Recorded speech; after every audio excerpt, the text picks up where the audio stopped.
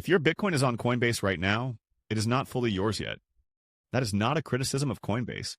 It is just how exchanges work. When your Bitcoin sits on an exchange, the exchange holds the private keys. You have a claim on their record of what you own. That is different from owning the Bitcoin itself. Moving it to a hardware wallet is the step that makes it actually yours.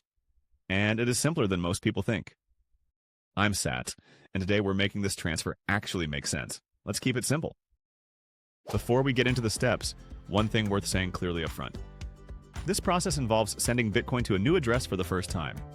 The most important habit in Bitcoin is verifying the receiving address before you confirm any send. I will make this explicit at the relevant step. Do not skip it. Also worth noting, you will be sending real Bitcoin and paying a small network fee to do it. I would suggest sending a small test amount first before moving everything. We will cover that in the steps. Here is everything you need before you start. Your Coinbase account, logged in and with two-factor authentication enabled. Your hardware wallet, set up and with the Ledger Live software open on your computer. Your receiving address from Ledger Live, and a few dollars worth of Bitcoin to use as a test transaction first. Step 1. Generate a receiving address in Ledger Live. Open Ledger Live on your computer. Connect your Ledger device via USB and enter your PIN on the device. In Ledger Live, navigate to your Bitcoin account. Click Receive. Ledger Live will display a receiving address on your computer screen. Before you do anything with this address, the Ledger device will prompt you to verify it on the device screen itself. Do this. Check that the address shown on the device matches the address shown on your computer screen. This verification step exists because malware can potentially alter what is displayed on your computer. The address on the device screen is what the device has actually generated. If they match, you are safe to use that address. Copy it carefully. Step 2. Initiate the withdrawal on Coinbase. Log into your Coinbase account, navigate to your Bitcoin balance. Select Send or Cash Out, depending on your version of the interface. Choose Bitcoin as the asset. In the recipient field, paste the receiving address you copied from Ledger Live. Do not type it manually. Paste it, and then check it. Not just the first few characters. At minimum, verify the first 6 and last 6 characters of the address match what is shown in Ledger Live. Ideally, verify more. This is the step most people rush. A wrong address at this point means the Bitcoin goes somewhere it cannot be recovered from. Take the extra 30 seconds. Step 3. Send a test transaction first. Enter a small amount for your first send. $5, $10.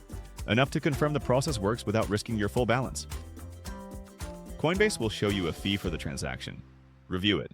Select your network speed preference if given the option. Confirm the send. Step 4. Verify the test transaction arrived. Wait for the transaction to confirm. This can take anywhere from a few minutes to longer depending on network conditions and the fee you set. You can track the status in Coinbase under your transaction history or by finding the transaction ID and checking it on mempool.space. Once the test amount appears in your Ledger Live balance, you have confirmed the process works and the address is correct. Step 5. Send the remainder. Return to Coinbase. Initiate a new send to the same address. This time, enter the amount you want to transfer. Review the fee. Verify the address again even though you have already used it once. Confirm the send. A few things worth knowing about this process. Coinbase may have withdrawal limits depending on your account verification level. If you are moving a large amount and hit a limit, you may need to do it in multiple transactions over several days. Check your account limits in the Coinbase settings before you start, if you are moving a significant amount.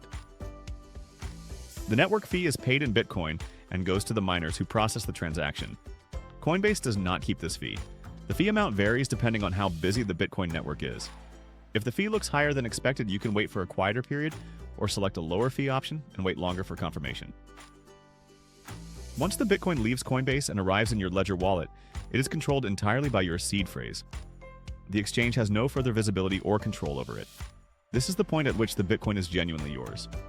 Write down your Ledger seed phrase if you have not already done so and store it somewhere secure. If you lose access to the Ledger device and do not have the seed phrase, the Bitcoin in the wallet cannot be recovered.